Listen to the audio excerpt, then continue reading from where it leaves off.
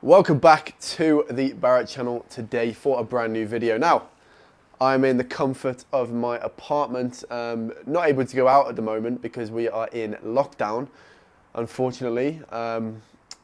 Literally can only leave the apartment for tests.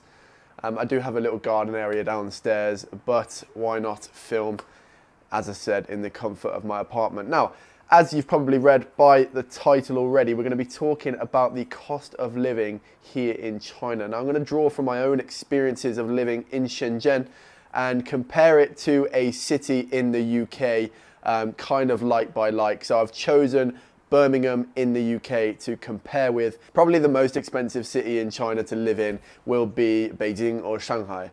But Shenzhen is probably not too far behind, and that's similar with Birmingham as opposed to London, because London is, a lot more expensive. It's by far the most expensive place in the UK to live. Now, I know this video is not that timely because, there's not going to be too many people flying to China at the moment. My friend came from the UK recently, actually, and there's going to be a video on the channel soon of how much effort and time and money it took him to get here. So, it's pretty closed off to foreigners coming to China at the moment. So possibly this video may help you in the future, or if you're never planning to come here and you're just curious about the cost of living here, then stay around.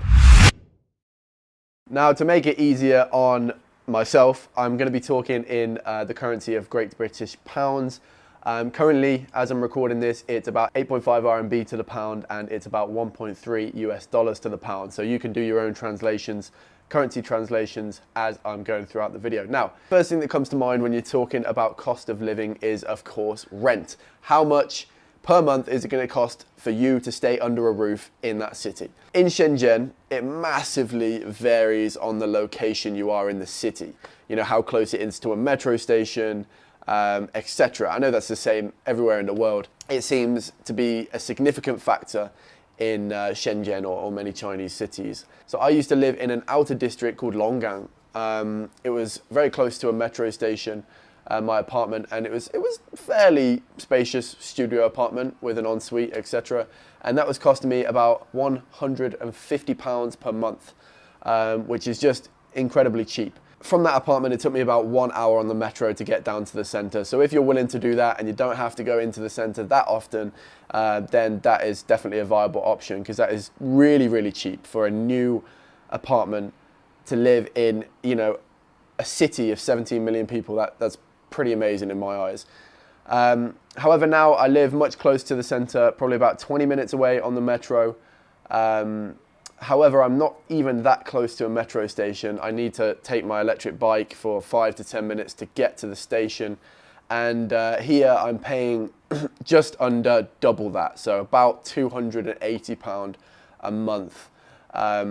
If I were to want to live in the centre, right next to a metro station, it's probably going to be almost double that again. So I would say for one person living in Shenzhen, you're going to be looking in the region of 180 up to £600 a month, depending on where you want to be in the city.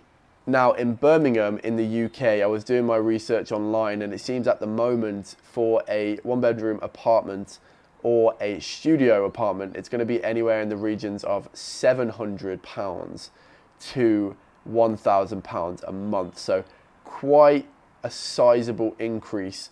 The upper echelon limit in Shenzhen is kind of the lower echelon limit in Birmingham. So rent is going to cost you a fair whack of cash and a considerable portion of your monthly income. Fortunately here, I feel for the average person, the rent is a smaller percentage of their overall income as it is for most people in the UK cities. Now, second off, we're going to be talking about bills. I'm going to run through these pretty quickly as we've got a few things to get through. So in Shenzhen, in the heat of summer, when I'm using the AC all the time, I'm probably paying maximum £40 a month for my gas, electric and water.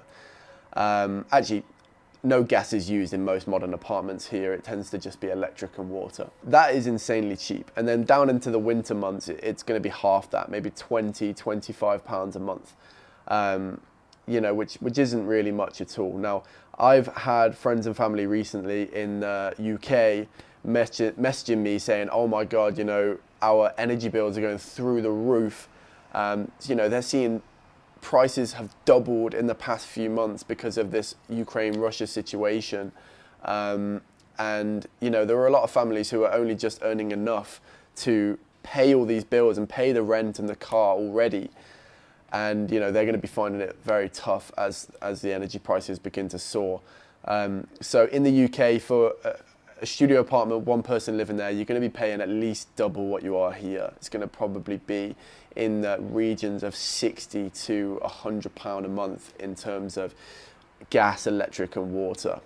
As well as that, in the UK, if you're renting a place, you have to pay something called council tax, which is also an extra lump of money every year or monthly on top of everything else that you don't have to pay here. There's no council tax. So thirdly, we're going to be talking about food. Now, I've just mustered up a rough estimate of how much I spend on food, and it's probably going to be between £5 to £7 on average per day. Obviously, that's going to change if there's several times we go out on a night out in the month, or, you know, there's birthdays or things like that. It's going to be a bit higher.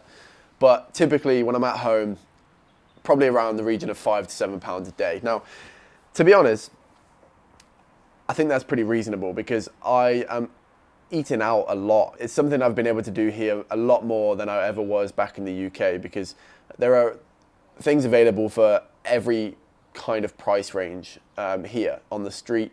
You can go to nice restaurants just like anywhere else in the world that's going to cost you, you know, a bunch of money, or you can go to, you know, reasonably priced restaurants, which there are absolutely tons of here, that even if you're living on a pretty average wage, you can eat at fairly regularly.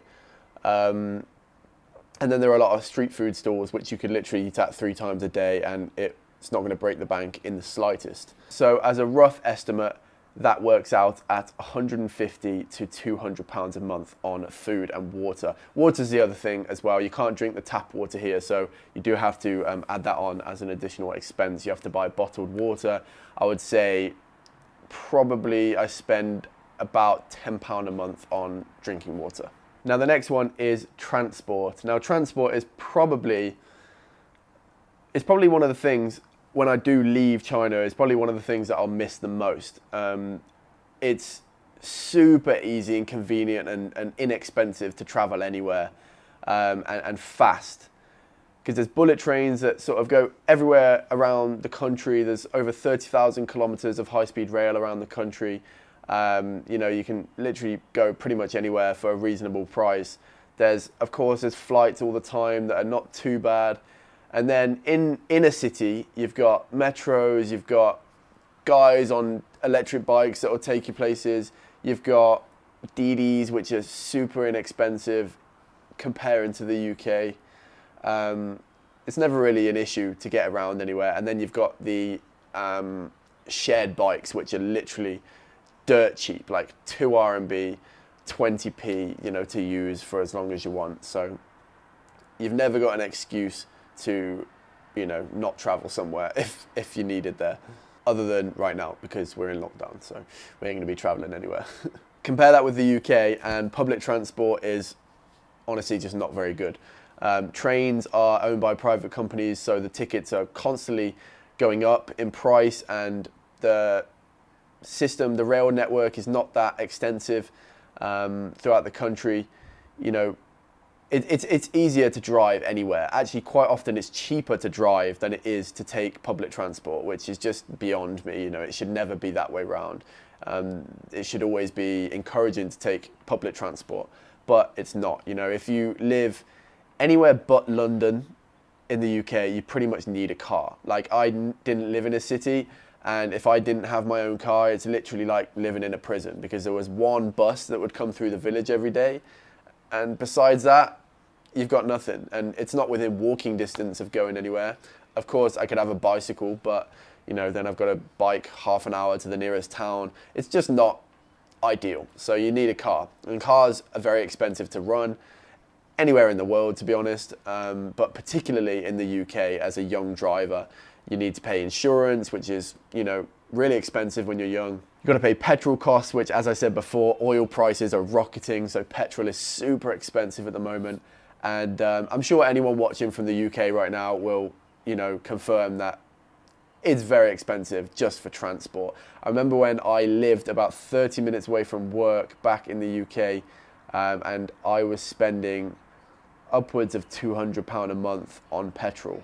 And that's not even like everything, because there's insurance on top of that, which was an extra £50 to £80 a month. It's nuts, really. But here, it's not really that necessary to own a car. If you have a family, you might want one, but if you're just a single person living in the city, it's really, really not necessary to own a car. The metros are super cheap, you know, 8 kwai is going to take you from one side of the city to the other. DDs are probably 20% of the price of a taxi in the UK. Now I'm going to take a rough estimate here on transport costs for the average person in Shenzhen. Maybe £40 to £60 a month on transport, which is nothing, absolutely nothing in comparison to the UK. If you own a car or you need to get the bus or train every day, you could be spending easily £200, £300, £400 a month on transport. That's quite a big difference. Okay, that gives you an idea of the cost of living in a first-tier city here in China as compared to the UK. You know, I'm not going to be too specific with amounts because obviously it very much depends on your personal situation, but that gives you an idea anyway. I don't want to keep this video too long.